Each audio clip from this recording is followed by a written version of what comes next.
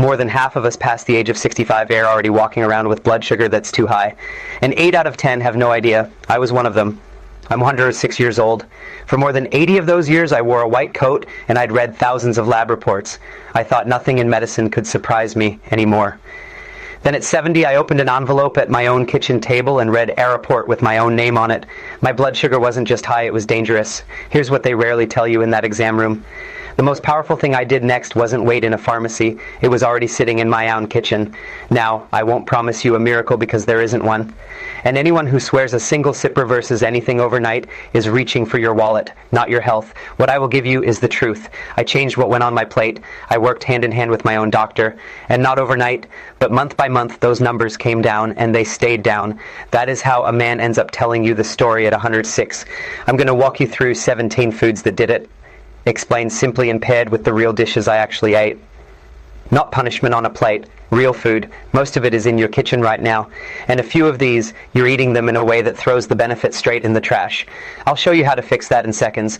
One of them stunned me more than anything in 80 years of medicine. It was a food I'd spent 4 decades telling my own patients to fear. You'll meet it later in this list, and when you do, I'll tell you exactly why I was wrong.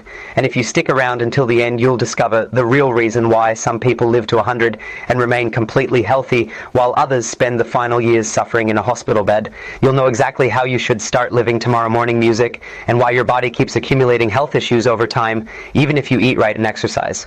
First, let me explain what we're actually fighting in plain words. When you eat, your food turns into sugar in your blood.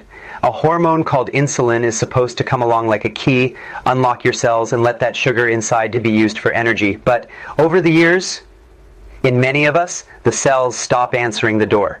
The key turns and nothing happens. Doctors call this insulin resistance. The sugar has nowhere to go, so it builds up in the blood. Music. Now here's where I want to be careful with you, because I spent my life in medicine and I will not run it down. The medicines your doctor may prescribe are good and important. For many people, they are life-saving, and you should never stop taking them on the word of a stranger on the internet, including me. But here's what 8 decades taught me. Food is not the enemy of medicine. Food is its partner. The right foods can help your cells start answering that door again. They worked alongside my treatment, never instead of it. So think of everything I'm about to share as something to bring to your doctor, not a reason to leave one. Now, let me take you into my kitchen.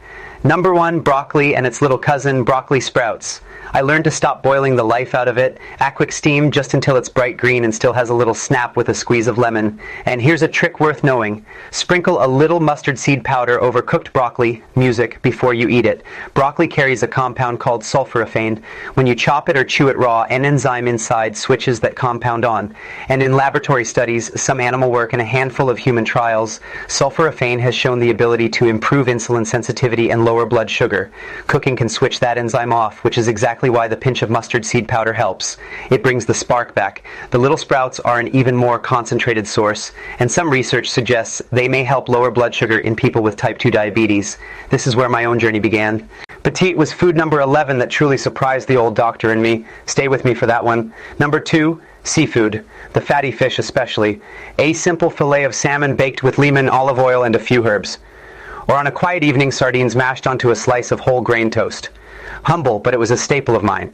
Fish gives you protein, and protein is one of your quiet allies here. It slows digestion, which softens the sharp spike of sugar after a meal, and it helps you feel full, so you're less tempted to overeat. Fatty fish like salmon and sardines go a step further. In one small study, adults carrying extra weight who ate a good amount of fatty fish each week saw better after-meal blood sugar than those eating lean fish. 2 gifts in a single dish, the protein and the healthy fat. Number 3, pumpkin, and don't you dare throw away the seeds. A bowl of roasted pumpkin soup on a cool evening was one of my great comforts, and the seeds, toasted in a dry pan with a little salt, became my favorite afternoon snack, the one that kept my hand out of the cookie jar.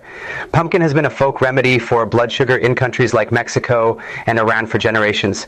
It's rich in compounds that in limited human and animal studies, music, have been shown to bring blood sugar down. Though I'll be honest, we need more research on whole pumpkin to say it firmly. The seeds, though, impress me. In one small study of 40 people, eating about 2 oz of pumpkin seeds cut the after-meal blood sugar rise by as much as 35%. A snack that works for you instead of against you. Number 4, nuts, music and a good nut butter. My little ritual, apple slices with a smear of natural almond butter, crunchy, sweet, satisfying, and as you'll soon see, 2 of my 17 foods working together on one small plate. In a small study of people with type 2 diabetes, eating peanuts and almonds through the day as part of a lower carb way of eating helped lower both fasting and after meal blood sugar. A broader review found tree nuts could nudge fasting blood sugar down too, though the researchers were honest that the effect was modest. Still, a handful of nuts in place of a sugary snack. That trade served me well for years. Number 5, okra. Now I know okra divides people. The secret is to roast it hot and fast so it crisps instead of turning music slippery. Tossed in a little oil, roast it until the edges brown or let it simmer into a light vegetable stew. Okra is quietly full of blood sugar lowering compounds, special fibers and plant antioxidants. Animal studies suggest its seeds and its main fiber have real anti-diabetic power, partly by slowing certain enzymes that raise blood sugar. I'll keep my honesty with you. Most of that work is in animals, and we need human trials to be sure, but it earned a regular place on my plate. Music. Number 6, flaxseed. The easiest habit I ever built. A spoonful of ground flaxseed stirred into plain yogurt every single day. That's it. Flax is rich in fiber and healthy fats. In one study of people with type 2 diabetes, those who ate flaxseed in the daily yogurt saw aerial drop in their HbA1c. That's the number that tells you how your blood sugar has behaved over months, not just one morning. And a review of 25 controlled studies found whole flaxseed improved blood sugar control. 1 small spoon, a big quiet effect. Just remember, ground flax, not whole, so your body can actually use it. Number 7, beans and music lentils. A pot of lentil soup simmering on the stove was the smell of my kitchen for years. Warm, filling, cheap, and forgiving. Beans and lentils give you magnesium, fiber, and protein all at once. They're especially rich music in the kind of fiber and starch that slows digestion right down. In one study, women who added black beans or chickpeas to a rice meal had a gentler blood sugar rise than those eating rice alone. The beans changed how the whole meal behaved. A scoop of beans on the plate can soften everything you eat beside them. We're past the halfway mark now, and I still haven't reached the 3 foods I keep in my kitchen to this very day. They're coming. Number 8, kimchi and sauerkraut, the fermented foods. Just a small forkful on the side of a meal. A little kimchi beside my rice and vegetables, or a spoon of sauerkraut next to my eggs. These fermented foods carry probiotics, friendly bacteria, along with minerals and antioxidants. A review found that probiotic foods had a noticeable helpful effect on blood sugar in people with type 2 diabetes, and the greatest help came for those whose diabetes wasn't yet well controlled. Now, much of their search so far is in animals and cells, so we need more human study. But a little fermented food on the side is an easy, tasty bet to make. Number 9, chia seeds. Chia pudding became my dessert. Stir the seeds into a little milk, leave it overnight, and by morning it's set like a soft custard. Top it with berries, and there's another 2 of my foods hand in hand. Chia seeds may help your body respond to insulin and steady your blood sugar. A review of animal studies pointed that way. And in one small study of 15 healthy adults, ground chia taken with a sugary drink cut the blood sugar rise by 39% compared to the drink alone, a dessert that actually works in your favor. That still makes me smile. Number 10, kale. Don't fear the kale. Sautéed in a hot pan with a little garlic and olive oil, it turns tender and savory. Nothing like the raw, bitter leaf people complain about. I also threw a handful into nearly every soup I made. Kale carries fiber and powerful plant antioxidants. In one study, eating kale with a high-carb meal lowered the after-meal blood sugar spike compared to a placebo. Its antioxidants with names like quercetin and simperol have shown blood sugar lowering and insulin helping effects. A leaf this humble doing this much always struck me as one of nature's better bargains. Number 11, berries. This is the one I promised you. A simple bowl of mixed berries was my answer to a sweet tooth. Raspberries, blueberries, strawberries, blackberries, cold from the refrigerator, no sugar needed. Here's what surprised the old doctor in me. In one study, people with pre-diabetes who ate 2 cups of reed raspberries with a high-carb meal had lower after-meal insulin and blood sugar than those who didn't. Strawberries, blueberries, and blackberries have shown they may improve insulin sensitivity and help clear sugar from the blood as well. For years I had thought of anything sweet as the enemy. Berries taught me that nature had hidden some of its best medicine inside its sweetest gift. That lesson changed how I ate for the rest of my life. Number 12, avocados. Avocado on whole grain toast in the morning or sliced into a salad at noon. Creamy, filling, and it kept me satisfied for hours. Avocados are rich in healthy fats and fiber, and several studies suggest they may help with blood sugar and guard against metabolic syndrome, that dangerous cluster of high blood pressure and high blood sugar together. I'll give you one honest caution, the kind I'd want given to me. Some of that avocado research was funded by an avocado industry board, so I hold those particular findings a little more loosely, but as a whole, real food that keeps you full, avocado earned its spot. Number 13, oats and oat bran. Overnight oats in a jar, or a warm bowl of oat bran porridge on a cold morning, topped with a few berries and a spoon of flax, 3 of my foods in a single bowl before the day has even begun. Oats are full of soluble fiber, which has a real measured ability to bring blood sugar down. An analysis of 16 studies found oats lowered both HbA1c and fasting blood sugar compared to control meals. In another small study, people who drank a little oat bran in water before eating white bread had agentler blood sugar rise afterward. Fiber, you see, is one of your most loyal friends in this music fight. Number 14, citrus fruits, half a grapefruit or an orange peeled and eaten segment by segment. And I want you to hear me clearly here, the whole fruit, not the juice.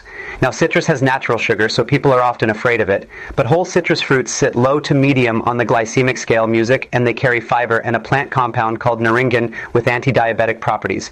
Eating the whole fruit may help your insulin work better and protect against diabetes. The fiber in the whole orange is what makes the difference. Squeeze it into juice and you throw that protection away. So eat it, don't drink it.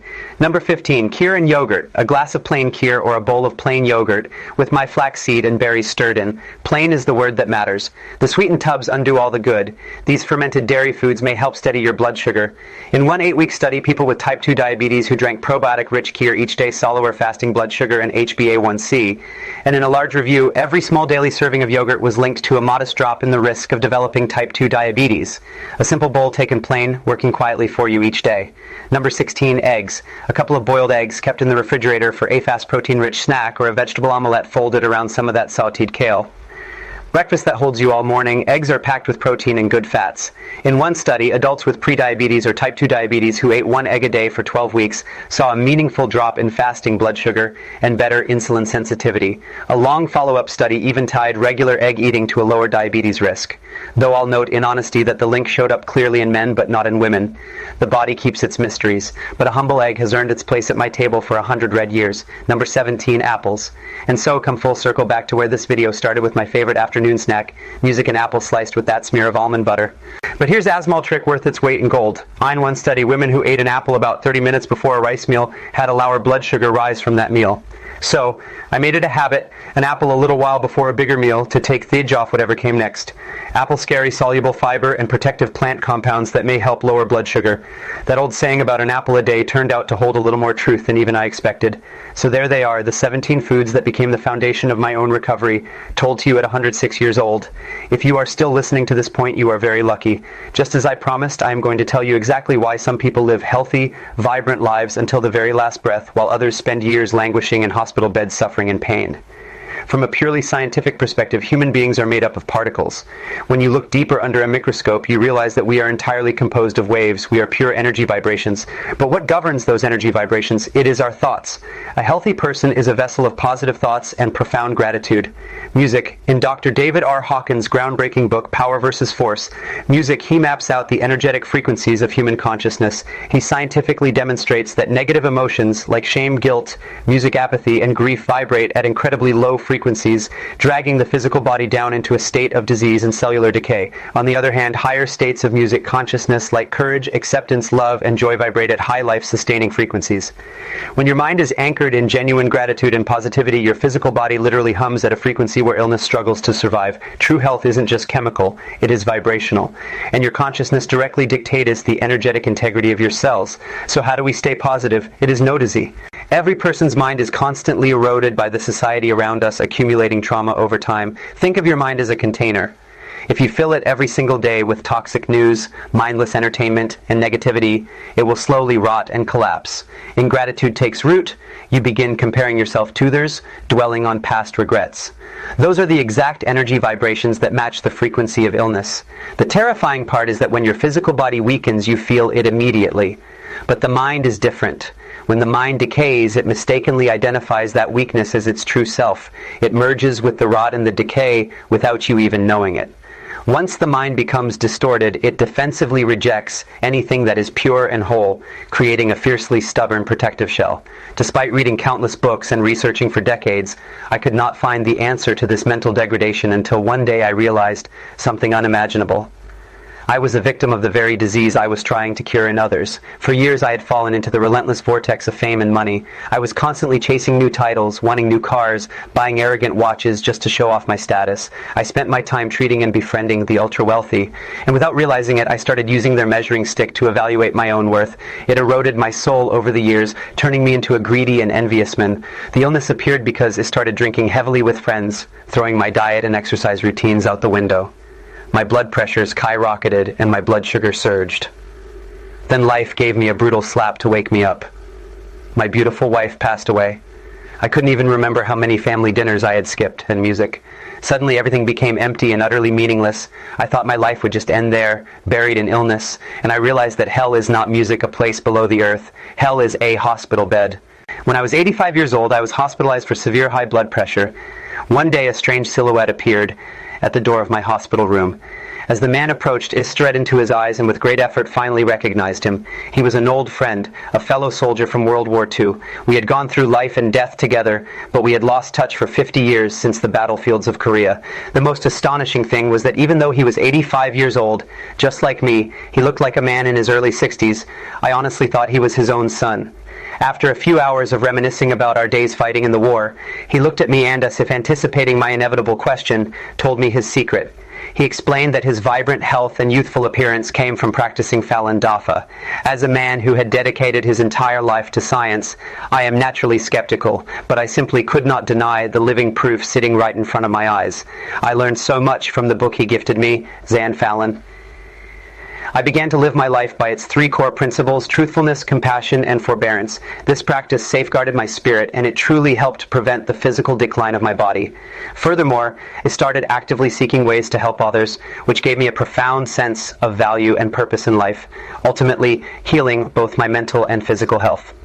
After 30 years of searching, I finally found the answer. I am incredibly blessed to have found it. All you have to do is search for Falun Dafa, and you will find the book Jan Falun available to read directly online, along with videos teaching the Kyung exercises. No matter how old you are, once you possess this book, you will look back on this moment and realize just how incredibly fortunate and joyous your life has become.